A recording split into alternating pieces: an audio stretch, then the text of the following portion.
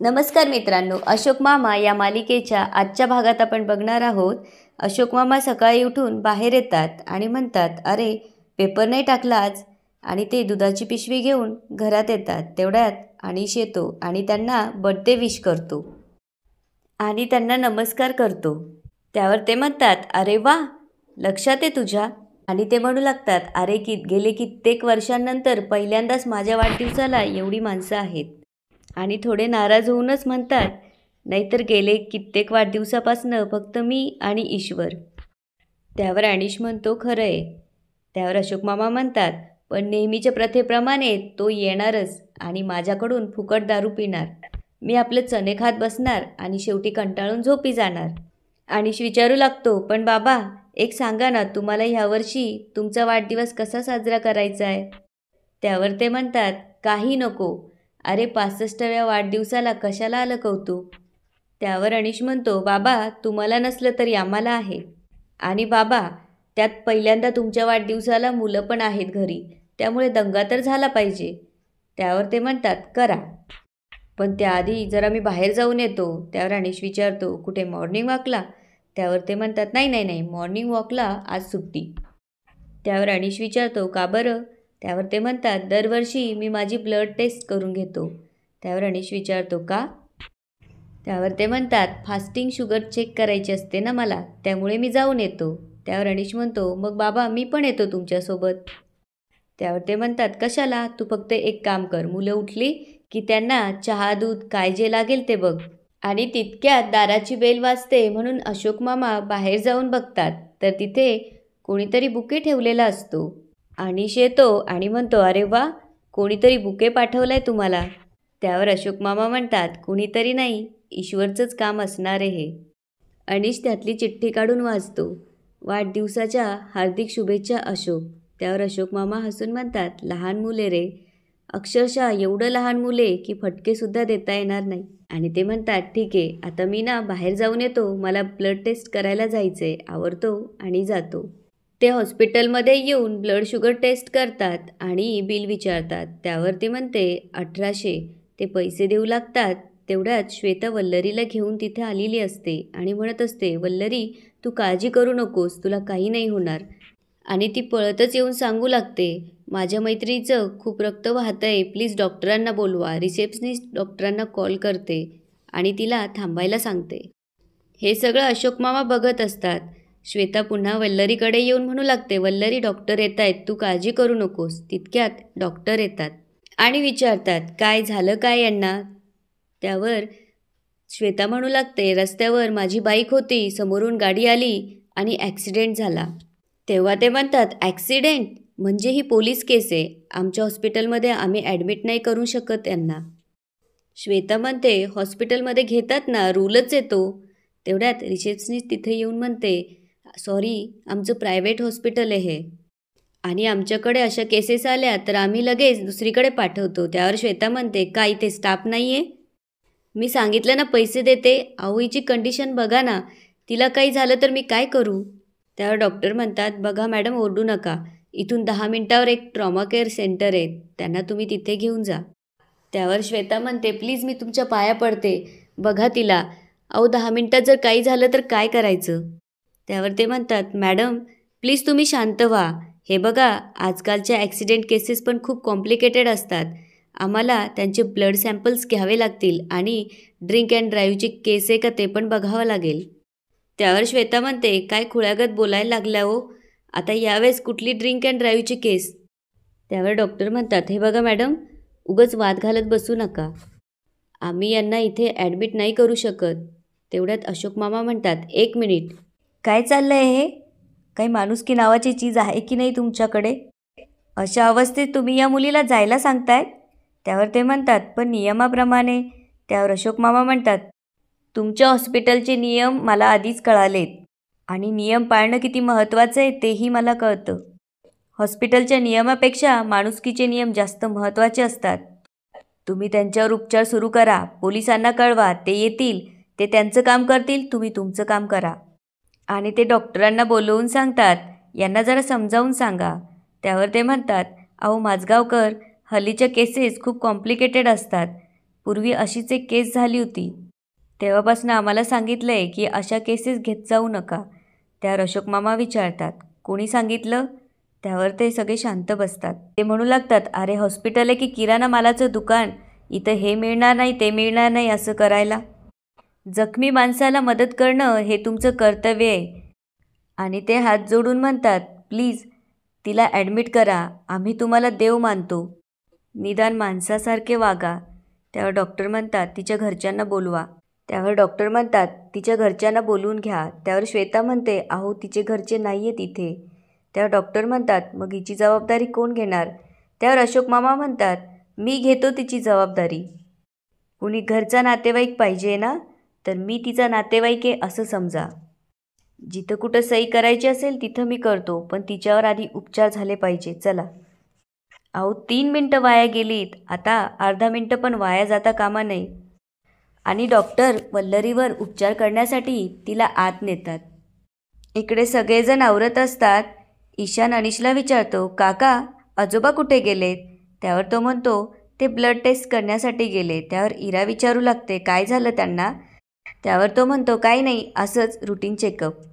तेवढ्यात भैरवी येऊन विचारू लागते, ही फुलं कोणी आणली? त्यावर ईशान म्हणतो, फुलं काकांनी आणली असतील तुझ्यासाठी. त्यावर अनिश म्हणतो, तू गप्प बसतो का? आणि भैरवीला म्हणू लागतो, आज बाबांचा वाढदिवस आहे, त्यामुळे ईश्वर काकांनी पाठवलेत. त्यावर इराला आठवतं आणि ती म्हणते, अरे हां, आजोबा दरवर्षी रुटीन चेकअपला जातात. त्यावर भैरवी विचारते, तुला कसं माहीत? त्यावर अनिश म्हणतो, ते दादा आणि वहिनी दरवर्षी फोन करायचे ना, सो तिला माहिती आहे. आणि आजोबांना कोण विश करणार यावर इरा आणि ईशानचं भांडण होतं. इरा म्हणते, दरवर्षीप्रमाणे आजोबांना मीच विश करणार. त्यावर ईशान म्हणतो, नाही, यावर्षी मी विश करणार. तेवढ्यात संयमी अनिशला विचारते, किती वर्षाचे झालेत ते? त्यावर अनिश म्हणतो, 65.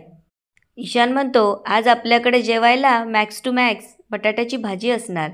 त्यावर अनिश म्हणतो, हां ते मी करतो. आणि संयमीला विचारतो, सॅम तू मला हेल्प करशील? त्यावर ती म्हणते, हो डन. भैरवी म्हणते, अनिश कितीही केलं तरी त्यांना कौतुक नसेल. त्यावर संयमी म्हणते, आणि मी केलं तर नसेलच. त्यावर अनिश म्हणतो, तू वेडी आहेस का? तुम्ही तिघांनी केलं तर खूप असेल, आणि आपण सगळे मिळून केलं तर डबल असेल. त्यावर भैरवी म्हणते, सॉरी पण मला जरा कठीण आहे. त्यावर अनिश विचारतो, का?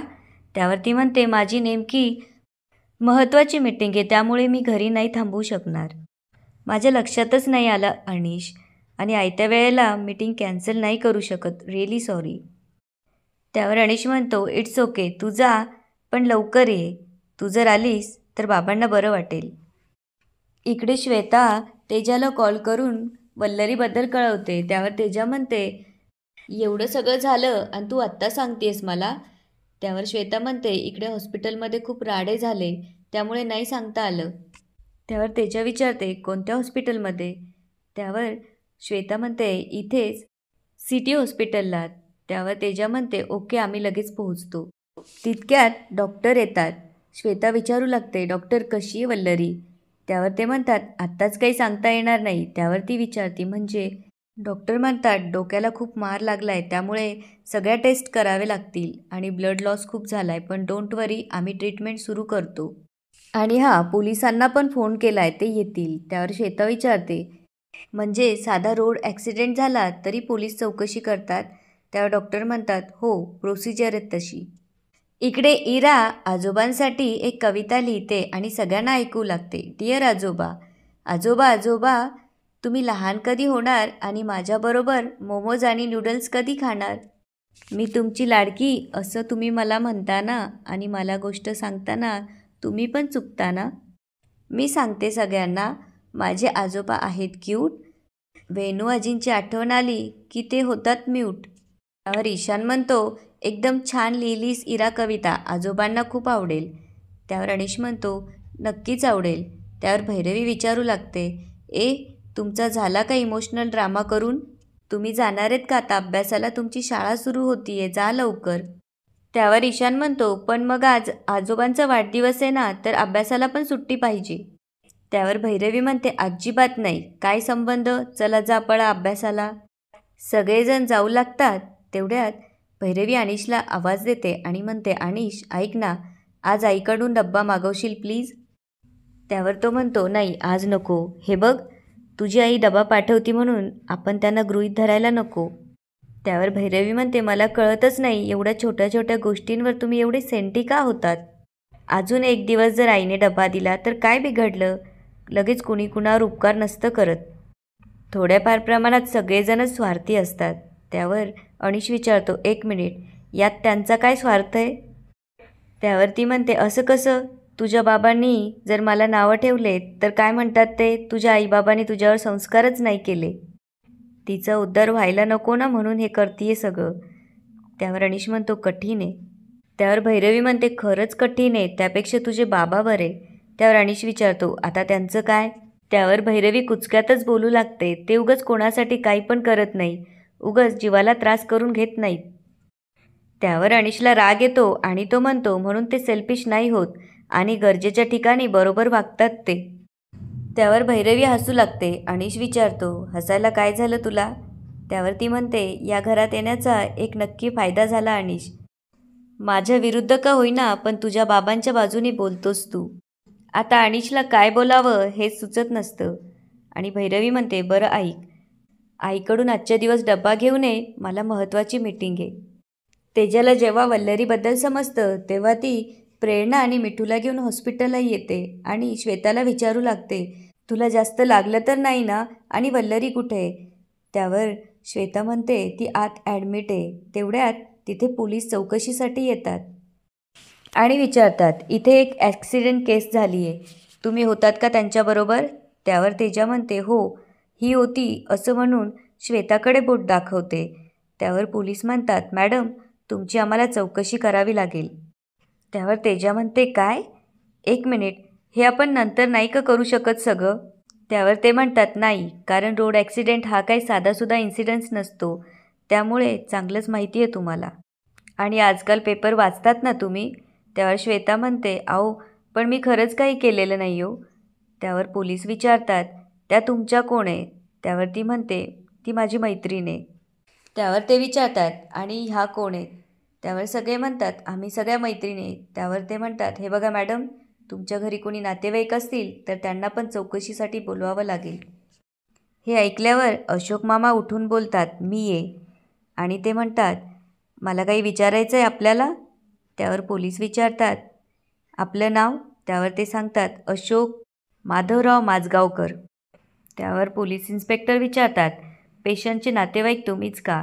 त्यावर अशोक मामा म्हणतात, तसे हे सगळेच माझे नातेवाईक आहेत आणि खरंच यांनी काहीच केलेलं नाही आहे. पुढे पोलीस विचारतात, ती दारू प्यायली होती. त्यावर अशोक मामा म्हणतात, नाही.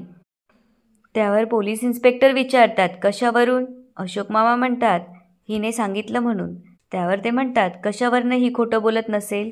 त्यावर अशोक मामा म्हणतात, नाही ती खोटं नाही सांगत आहे, कारण ती जर खोटं बोलत असती तर इतका वेळ इथं थांबलीच नसती. आणि ते म्हणतात, 65 पावसाळे पाहिलेला माणूस आहे मी, माझी माणसांची पारख कधीच चुकत नाही साहेब, हिचा काहीच दोष नाही. त्यावर पोलीस म्हणतात, हे बघा ते आम्ही ठरवू, तुम्ही एक काम करा, तुम्ही तुमचा नाव पत्ता इथे ठेवून जा आणि आता तुम्ही घरी जा. आणि हो, तुम्ही जर त्यांचे लोकल गार्डियन असाल तर आम्ही सगळे इन्व्हेस्टिगेशन झाल्यावर तुम्हाला कॉन्टॅक्ट करू. त्यावर अशोक मामा म्हणतात, अवश्य. इकडे तेजाच्या मोबाईलवर मनोजचा कॉल येतो. प्रेरणा बोलते, दे मी घेते. आणि प्रेरणा कॉल घेते. मनोज म्हणतो, काय गं, आज दिवसभर आठवण नाही आली का माझी. त्यावर प्रेरणा म्हणते, भाऊजी मी प्रेरणा बोलते. त्यावर तो म्हणतो, अहो सॉरी प्रेरणाताई, मला वाटलं वल्लरी आहे, वल्लरी कुठे आहे. त्यावर प्रेरणा घाबरत घाबरतच त्याला वल्लरी हॉस्पिटलमध्ये असल्याचं सांगते. हे ऐकल्यावर मनोजला मात्र धक्का बसतो आणि तो विचारू लागतो, कसं काय. त्यावर प्रेरणा जे झालं ते त्याला सांगू लागते. मनोज म्हणतो, ताई मी इथे मुंबईतच आहे, मला सांगा कसं यायचं तिकडे. त्यावर ती म्हणते, इथे पार्ल्यामध्ये सिटी हॉस्पिटल आहे, तिथे या. आणि तो हॉस्पिटलकडे यायला निघतो. इकडे अशोक मामा हॉस्पिटलमधनं बाहेर पडतात आणि इकडे डॉक्टर वल्लरीला चेक करण्यासाठी येतात. तेव्हा सिस्टर बोलतात, डॉक्टर पेशंटचं ब्लड ग्रुप ओ निगेटिव्ह आहे. त्यावर डॉक्टर म्हणतात, ओ निगेटिव्ह, हा तर खूप रेअर ब्लड ग्रुप आहे, त्यामुळे मिळणं कठीण आहे. तुम्ही एक काम करा, ब्लड बँकेत कॉल करा. आणि इतर ठिकाणी पण चौकशी करा, गो फास्ट. इकडे अशोक मामा रिक्षाची वाट बघत असतात, पण एकही रिक्षा थांबायला तयार नसते. अनिश पण इकडे अशोक मामा घरी का आले नाही याच्या काळजीत असतात आणि म्हणतात, किती वेळ झालाय, कुठे गेले असतील हे. त्यावर भैरवी म्हणते, अनिश अरे काळजी करू नकोस, येतील ते. अनिश त्यांना फोन लावू लागतो तेव्हा त्यांचा फोन घरातच असतो. त्यावर भैरवी हसते आणि म्हणते, हे जे काही म्हाताऱ्या माणसाचं असतं ना. त्यावर अनिश विचारतो, काय असतं. त्यावर भैरवी म्हणते, काय असतं म्हणजे फोन आणि लँडलाईनमधला त्यांना फरकच कळत नाही, फोन विसरून गेले. वाव, उपयोग काय त्या मोबाईलचा. यावर अनिशला खूपच राग येतो आणि तो तिला जाऊन म्हणतो, हे बघ, बाबांना बोलणं बंद कर आता. मला माहिती त्यांच्या स्वभावात अनेक दोष आहे, पण सारखं येता जातं त्यांना कुणीही बोलावं मला अजिबात आवडत नाही. वडील आहेत ते माझे, आमचं कितीही पटत नसलं तरी मला काळजी आहे त्यांची. आणि तो भैरवीला म्हणतो, प्लीज हे बोलणं थांबव, नाहीतर घर सोडून जा. हे ऐकल्यावर भैरवीला धक्का बसतो आणि ती अनिशकडे बघू लागते. त्यावर अनिश म्हणतो, हो, मुलांना कसं वाढवायचं ते मी बघेन, मी काहीही करीन, पण प्लीज हे बोलणं थांबव, थकलेत ते आता. तेव्हा भैरवी त्याला, अनिश आय एम रिअली सॉरी असं म्हणते. हे ऐकून अनिश तिला विचारू लागतो, सॉरी. त्यावर ती म्हणते, नाही, तुझ्या बाबांचं म्हणणं मला पटलंय त्यासाठी नाही, तर माझ्या बोलण्याने तुझं मन दुखवलंय त्यासाठी.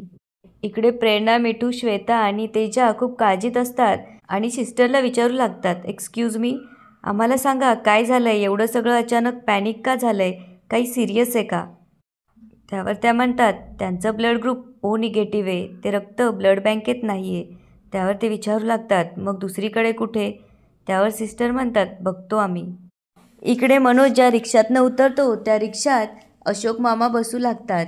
त्यावर ड्रायव्हर म्हणतो, ये क्या कर रहे हो, रिक्षा खाली नाही आहे. त्यावर अशोक मामा विचारतात, फिर अंदर क्या भूत बैठा है. आणि ते त्याला म्हणतात, आवाज मत कर जादा. तो घाबरून त्यांना विचारतो, किधर जाना है आपको. त्यावर ते म्हणतात, श्रीकृष्ण नगर. रिक्षावाला मनोजला म्हणतो, अरे साहब दे दो ना 135 रुपये फटक से. पण मनोजकडे सुट्टे पैसे नसतात. रिक्षावाला म्हणतो, दे दो ना साहब फटक से पैसा. त्यावर अशोक मामा म्हणतात, नीट मराठी स्वच्छ बोल, वो इधर रुकने के लिए नहीं आया है, त्याचं पण कोणतरी हॉस्पिटलमध्ये असेल. त्यावर मनोज म्हणतो, माई बायको ॲडमिट आहे, तिला भेटायला आलो आहे. त्यावर अशोक मामा म्हणतात, अरे मग जा ना, जा लवकर. त्यावर मनोज म्हणतो, काका मी आतून पैसे घेऊन येतो. त्यावर अशोक मामा म्हणतो, अरे तू जा, मी देतो पैसे, तू तुझ्या बायकोला बघ. त्यावर मनोज म्हणतो, काका मी ऑनलाईन पाठवतो. त्यावर अशोक मामा म्हणतात, माझ्याकडे ते ऑनलाईन बिनलाईन काहीच नाही आहे. त्यावर तो म्हणतो, मग काका तुमचे पैसे कसे देऊ परत. त्यावर अशोक मामा म्हणतात, अरे नशिबात असलो तर पुन्हा भेटू. आणि ते म्हणतात, काय आपली बायको जर आजारी असली ना तर काळजाला कसे चरे पडतात हे माहिती आहे मला. तू जा लवकर, तुझ्या बायकोची काळजी घे आणि ती लवकर बरी होईल. त्यावर मनोज म्हणतो, धन्यवाद काका, आणि तो हॉस्पिटलमध्ये जातो. इकडे ईश्वर अशोक मामांच्या घरी येऊन अनिशला विचारू लागतो, अजून आला नाही अशोक. त्यावर अनिश विचारतो, काका तुला माहिती आहे का कुठल्या हॉस्पिटलमध्ये जातात ते. त्यावर ईश्वर म्हणतो, का तुला नाही माहीत. त्यावर अनिश म्हणतो, नाही, आणि तुला तर माहितीच आहे, त्यांना कधी काही विचारलं तर सरळ उत्तर देतात का ते. तेवढ्याच संयमी येऊन म्हणते, काका मी जस्ट नेटवर चेक केलं की आपल्या एरियामध्ये 4 लॅब्स, 2 हॉस्पिटल आहे आणि एक प्रायव्हेट हॉस्पिटल पण आहे. त्यावर अनिश म्हणतो, मी जाऊन बघून येतो. भैरवी अनिशला म्हणते, अनिश तू जा, मी मुलांसोबत थांबते.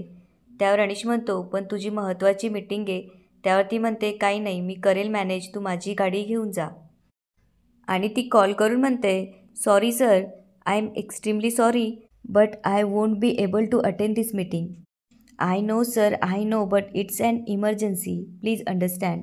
आणि भैरवी तिची मीटिंग कॅन्सल करून मुलांसोबत घरीच थांबते. इकडे श्वेता येऊन विचारत असते, जगात एवढी माणसं आहे, एक पण ब्लड ग्रुप मॅच नाही होते का. त्यावर रिसेप्शनिस्ट म्हणते, अहो मॅडम, जगात फक्त 3% लोकांचा ओ निगेटिव्ह ग्रुप असतो. त्यावर श्वेता म्हणते, मग त्या 3%पैकी कोणीच हॉस्पिटलला कधी आलं नाही. त्यावर ती म्हणते, बघते मी कोणी असेल तर. आणि ती जेव्हा चेक करते तेव्हा सांगू लागते की हो, एक जण मिळालं आहे, ते मगाशी काका आले होते ना, अशोक माझगावकर, त्यांचं ब्लड ग्रुप मॅच होतं आहे. श्वेता त्यांचा नंबर घेऊन त्या नंबरवर कॉल करते. तेव्हा भैरवी तो फोन उचलून विचारते, कोण. त्यावर श्वेता विचारते, हा अशोक माझगावकरांचा नंबर आहे का. त्यावर भैरवी म्हणते, हो. त्यावर श्वेता विचारते, तुम्ही कोण? त्यावर भैरवी म्हणते, फोन तुम्ही केला आहे, मलाच का विचारताय? त्यावर श्वेता म्हणते, त्यांची इथं गरज आहे हॉस्पिटलमध्ये, त्यांना ब्लड डोनेट करण्यासाठी तातडीने यावं लागेल. त्यावर भैरवी म्हणते, 1 मिनिट, एका वयस्कर माणसाला तुम्ही ब्लड डोनेट करायला सांगताय? त्यावर श्वेता म्हणते, हे बघा मॅडम, तुम्ही त्यांच्याकडे फोन द्या. त्यावर भैरवी म्हणते, ते घरी नाही आहे आणि ते कुठेही येणार नाही. त्यांचा आज वाढदिवस आहे आणि तुम्हाला लाज नाही वाटत का? एका अनोळखी माणसाला फोन करून तुम्ही डायरेक्ट ऑर्डर सोडताय. त्यावर श्वेता जरा ओरडूनच बोलते, ओ बाई, अनोळखी तुम्ही आहात, ते नाही. तुमचा काय संबंध? हे बघा, तुम्ही त्यांना फोन द्या, नाहीतर त्यांना इथं यायला सांगा लवकर. तेव्हा मनोज श्वेताकडून फोन घेऊन बोलू लागतो, हे बघा मॅडम, आम्हाला काही तुम्हाला त्रास द्यायचा नाही, पण माझ्या बायकोचा जीव धोक्यात आहे आणि तिला फक्त माजगावकर साहेबच वाचवू शकता. त्यावर भैरवी म्हणते, बरं ठीक आहे, ते आता घरी नाही आहेत, आले की त्यांना सांगते. इकडे अशोक मामा रिक्षावाला रिक्षा थांबायला लावतात आणि विचारू लागतात, माझ्या हातामध्ये काय होतं तुला माहिती आहे का? आणि त्यांना आठवतं की त्यांची फाईल हॉस्पिटलला राहिली आणि ते म्हणू लागतात, गाडी परत घुमा के लेओ. त्यावर तो रिक्षावाला म्हणतो, अरे काका, क्यों टाइम पास कर रहे हो आप? देखो आपका गाड़ी का मीटर बढ़ रहा है और आपको पहला भी 135 रुपये देने का है. त्यावर ते म्हणतात, देईल मी, तू घुमाव गाडी. इकडे भैरवी अनिशला फोन लावून सांगते की तुझ्या बाबांच्या मोबाईलवर सिटी हॉस्पिटलमधनं कॉल आला होता, ते कदाचित तिकडेच गेले असतील. त्यावर अनिश म्हणतो, ठीक आहे, मी जाऊन बघतो. इकडे अशोक मामा त्यांची फाईल घेण्यासाठी हॉस्पिटलला येतात आणि म्हणतात, काय झालं? मगाशी त्या ॲक्सिडेंट झालेल्या मुलीच्या नादात मी माझी फाईलच विसरून गेलो. आणि ते विचारू लागतात, काय झालं हो त्या मुलीचं? त्यावर ती म्हणते, नाही सर, ॲक्च्युली त्यांना ब्लडची गरज आहे. त्यावर मामा विचारतात, मग मिळाला का डोनर? त्यावर ती म्हणते, नाही ना, कोणीच मिळत नाही आहे, त्यांचा ब्लड ग्रुप ओ निगेटिव्ह आहे. त्यावर मामा म्हणतात, मग मी देतो ब्लड. त्यावर ती म्हणते, पण सर, आम्ही तुमच्याच घरी फोन केला होता, तेव्हा तुमची सून म्हणाली की तुम्ही नाही देणार ब्लड. त्यावर अशोक मामा म्हणतात, का नाही देणार? माझी तब्येत उत्तम आहे, मला डायबिटीज पण नाही आणि मला कसलं व्यसन पण नाही, का देणार नाही मी ब्लड? घ्या, माझी सही घ्या. आणि अशोक मामा वल्लरीसाठी ब्लड डोनेट करतात. ते जेव्हा वल्लरीला बघायला येतात तेव्हा सिस्टर त्यांना विचारते, तुम्ही ब्लड दिलं त्यांना? त्यावर ते म्हणतात, हो. त्यावर ती म्हणते, तुम्ही बसा थोडा वेळ, तुम्ही काहीतरी खाऊन घ्या, म्हणजे तुम्हाला बरं वाटेल. त्यावर ते म्हणतात, या मुलीला आधी बरं वाटू दे, मग मला बरं वाटेल. त्यावर ती विचारते, तुमचं आणि या मुलीचं काही नातं आहे? त्यावर ते म्हणतात, आहे, या जगातलं सगळ्यात मोठं नातं, माणुसकीचं. आणि अशोक मामा वल्लरीच्या डोक्यावर हात ठेवतात आणि तिथून निघून जातात. इकडे नर्स करून मनोजला समजतं की अशोक मामांनीच वल्लरीला रक्त देऊन तिचा जीव वाचवला. इकडे अशोक मामा हॉस्पिटलच्या बाहेर येतात तेव्हा अनिश त्यांची वाट बघत असतो आणि अनिश रागातच त्यांना म्हणू लागतो, बाबा, फोन का घेऊन जात नाही तुम्ही? एरवी शिस्त शिस्त म्हणून छोट्या छोट्या गोष्टींवर सगळ्यांना ओरडत असतात, मग तुम्ही एवढीही शिस्त पाळू शकत नाही? बाबा, आम्हाला काळजी वाटली असेल, आमचा जीव टांगणीला लागला असेल, असंही वाटलं नाही का तुम्हाला? शिस्त शिकवतात ना, मग स्वतः का नाही असे वागत? त्यावर अशोक मामा काहीच बोलत नसतात. अनिशला त्याची चूक झाल्याची जाणीव होते आणि तो म्हणतो, सॉरी बाबा, मी जरा जास्तच बोललो. त्यावर अशोक मामा म्हणतात, हरकत नाही, तुला माझी काळजी आहे हे ऐकून बरं वाटलं. त्यावर अनिश म्हणतो, तुम्हाला बरं वाटावं म्हणून नाही बोलत आहे मी, पण बाबा प्लीज हो, आम्हालाही कधीतरी बरं वाटेल असं कधीतरी वागा. तितक्यात मनोज तिथं पळत पळत येतो आणि विचारू लागतो, अशोक माजगावकर तुम्हीच का? त्यावर अशोक मामा म्हणतात, हो. तो म्हणतो, काका, मगाशी आपण भेटलो होतो तेव्हा माझ्या रिक्षाचे पैसे तुम्हीच दिले होते. आणि ते म्हणतात, हो, आठवलं आता. बायको कशी आहे तुझी? त्यावर तो हात जोडून म्हणतो, तुमचेच खूप उपकार झाले काका. त्यावर अशोक मामा विचारतात, माझे? माझे कसे? त्यावर तो म्हणतो, माझ्या बायकोला जीवदान दिलं तुम्ही, माझं सर्वस्व मला परत दिलं. त्यावर अशोक मामा विचारतात, हो, म्हणजे ती ॲक्सिडेंट झालेली मुलगी तुझी बायको आहे? त्यावर मनोज म्हणतो, काका, पण तुम्हाला मी सांगतो, मी जेव्हा जेव्हा देवाचं नाव घेईल तेव्हा तेव्हा तुमचा चेहरा माझ्या डोळ्यासमोर येईल. त्यावर अशोक मामा म्हणतात, ओ निगेटिव्ह असलेली आम्ही लाखात एक माणसं, मग एकमेकांसाठी उभं राहायला नको? तुझ्या बायकोचं आणि माझं आता रक्ताचं नातं तयार झालं आहे आयुष्यभरासाठी. आणि अशोक मामा अनिशची त्याच्याशी ओळख करून देतात. तेव्हा मनोज अनिशला म्हणतो, हा असा पहाडासारखा दिलदार असलेला माणूस बाप म्हणून मिळायला नशीब लागतं. अशोक मामा त्याला म्हणतात, तुझ्या घरच्या लक्ष्मीची काळजी घे, कारण लक्ष्मी गेल्याचं दुःख काय असतं हे मला माहिती आहे. आणि ते तिथून निघतात. अनिश मुद्दामच अशोक मामांना ईश्वरच्या घरी सोडवतो. अशोक मामा ईश्वरला म्हणत असतात, खूप जपून ठेवली होती रे मी ती कागदपत्र, पण ती फाईलच कुठे गेली सापडत नाहीये. त्यावर ईश्वर म्हणतो, म्हणूनच म्हणतोय आपण वकिलाकडे जाऊया. इकडे मनोज वल्लरीला भेटायला येतो तेव्हा ती विचारते, मला सांगा माझ्या डोक्यावर कोणी हात फिरून गेलं का हो? मला आठवतं त्या स्पर्शामध्ये माया होती खूप. मायेने काठोकाठ भरलेला स्पर्श होता तो. ते म्हातारे काका होते, मी बघितले. त्यावर मनोज म्हणतो, तुले माझगावकर काका भेटून गेले का? त्यावर ती विचारते, कोण माझगावकर काका? त्यावर तो म्हणतो, अगं ज्याईने तुला रक्त दिले माझ्यासाठी तर तोच एक देव माणूस आहे आता, अशोक माझगावकर. त्यावर वल्लरी मला त्यांना भेटायचंय अशी इच्छा व्यक्त करते. इकडे ईश्वर अशोक मामांना म्हणत असतो, नाही तू चांगलं केलं रक्त दिलं ते, पण अशा पोलीस केस अशा भानगडीत पडत जाऊ नकोस. त्यावर ते विचारतात का? त्यावर ते म्हणतात, हे बघ ॲक्सिडेंट कसा झाला काय झाला आपल्याला काहीच माहीत नव्हतं, मग अलर्ट राहायला नको. ईश्वर अशोक मामांना त्याच्या बोलण्यात गुंतवून ठेवत असतो. त्यावर अशोक मामा म्हणतात, मला इथं का अडकून ठेवलंय, घरी जायला का देत नाहीये कोणी? अरे मुलं एकटी बसली आहेत, काहीतरी घोळ घालून ठेवतील. त्यावर ईश्वर म्हणतो, काही घोळ घालून ठेवणार नाही, अरे दणक्यात साजरा होईल. त्यावर अशोक मामा विचारतात, काय साजरा होईल? त्यावर ईश्वर म्हणतो, कुठं काय? त्यावर अशोक मामा विचारतात, इतक्यातच तू काहीतरी बोलला. तेवढ्यात ईशान आणि इरा पळत येतात आणि म्हणतात, आजोबा घरी चला, तुमच्यासाठी ना छान जंगी सरप्राईज आहे. आणि ते अशोक मामांना घरी घेऊन जातात. इकडे भैरवीसुद्धा अशोक मामांच्या वाढदिवसाची छान तयारी करू लागते. हे बघून सगळ्यांनाच आश्चर्य वाटते. अनिश विचारतो, काका तयारी छान झाली आहे ना? त्यावर ते म्हणतात, एकदम सुरेख. त्यावर भैरवी म्हणते, हो, पण ज्यांच्यासाठी केलंय त्यांना आवडेलच असं नाही. त्यावर तिची आई म्हणते, न आवडायला काय झालं, त्यांना कौतुक आहे दुसऱ्यांच्या मेहनतीचं, आता ते आले की त्यांना ओवाळ तू. अगं तू सून आहेस त्यामुळे तूच ओवाळायला हवं. इकडे ईशान आणि इरा अशोक मामांचे डोळे बांधून त्यांना घरी घेऊन येत असतात. घराजवळ आल्यावरती ते त्यांच्या डोळ्यावरचा रुमाल सोडतात. तेव्हा दाराला लावलेल्या फुलांच्या माळा आणि दारासमोर काढलेली रांगोळी पाहून त्यांना आश्चर्य वाटतं आणि ते विचारतात, हे सगळं तुम्ही दोघांनी केलंय? त्यावर इरा म्हणते, आम्ही दोघांनी नाही, आम्ही सगळ्यांनी. त्यावर ते विचारतात, सगळ्यांनी म्हणजे? त्यावर ते दोघंजणं अशोक मामांचा हात धरून त्यांना दरवाजासमोर घेऊन येतात. तेव्हा भैरवी साडी घालून अशोक मामांना ओवाळण्यासाठी ताट घेऊन उभी असते. तिला बघून अशोक मामा म्हणतात, भैरवी? त्यावर ईशान इरा म्हणतात, आत्ता समजलं? भैरवी अशोक मामांना ओवाळते आणि आत या बाबा म्हणते. सगळेजण त्यांचा वाढदिवस एकदम थाटात साजरा करत असतात. इरा त्यांना कविता वाचून दाखवते तेव्हा त्यांच्या डोळ्यात पाणी येतं. तेवढ्यात दरवाजातनं आवाज येतो, अशोक माझगावकर इथेच राहतात का? अशोक मामा जेव्हा दरवाजात जाऊन बघतात तेव्हा दारात प्रेरणा, श्वेता, मिठू आणि तेजा आलेल्या असतात. त्यांना बघून अशोक मामा म्हणतात, अरे या या, तुम्ही हॉस्पिटलमधल्या मुलीच ना? त्यावर तेजा म्हणते, ॲक्च्युली काका आज तुमचा वाढदिवस आहे असं कळालं म्हणून तुम्हाला खास भेटायला आलोय.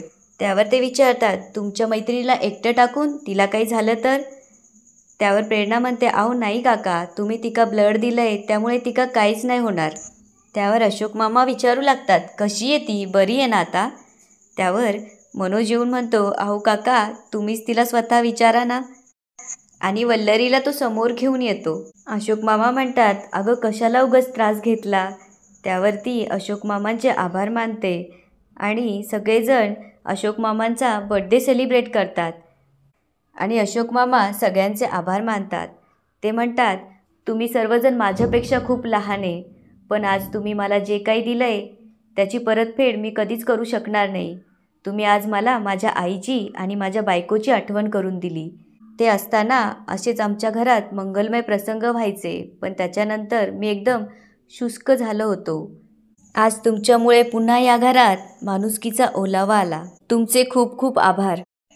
सगळेजण निरोप घेत असतात. तेवढ्यात फाईल विसरलो म्हणून मनोज आत शोधायला जातो. तेव्हा अशोक मामा आणि ईश्वरचं बोलणं ऐकून त्यांना विचारू लागतो, तुम्ही काही वकिलाबद्दल बोलत होतात? आणि म्हणतो, माझी बायको वकिलीचा अभ्यास करते, काही अडचण असेल तर तिला विचारा. आणि तो वल्लरीला बोलवतो. तेव्हा अशोक मामा त्यांची अडचण वल्लरीला सांगतात. तेव्हा वल्लरी त्यांना सोल्युशन सांगते. अशोक मामा जेव्हा फीबद्दल विचारतात तेव्हा वल्लरी म्हणते, अहो काका, तुम्ही मला लाजवताय. अहो, तुम्ही आमची स्वप्न वाचवलीत आणि स्वप्नांची कधीच किंमत होत नसते. आणि याच ठिकाणी आजचा एपिसोड संपतो. आता पुढे काय होणार ते बघूया उद्याच्या एपिसोडमध्ये. धन्यवाद.